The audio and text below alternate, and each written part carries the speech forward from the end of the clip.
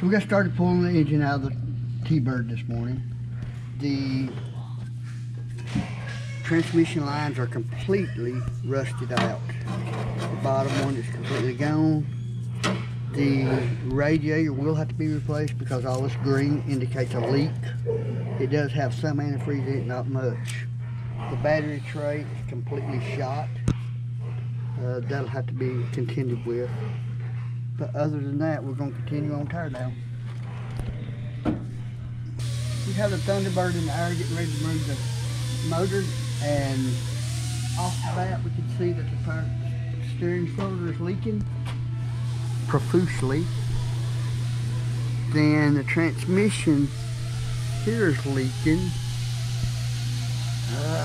The tie rods seem tight, but we'll get some weight off of it and see what goes on there. The exhaust is pretty thin as well. It's pretty thin. Hopefully I can get it off without breaking the manifold bolts, but either way, here we go. So here we are with the 59 Thunderbird. I have it up in the air on some jacks. And what I have been doing is pressure washing the entire undercarriage. This may be hard to see. And just cleaning all the tar and road gunk off. It's been pretty smooth sailing. We have also pressure washed out the engine bay and cleaned that up, ready for us to put the engine back in. And right now, I am working on the back half of the car. I sprayed it all with Purple Power. That is a degreaser and helps cut through the tar. And I will go back with a pressure washer. Sorry if you can't see that. And pressure wash all that grease off.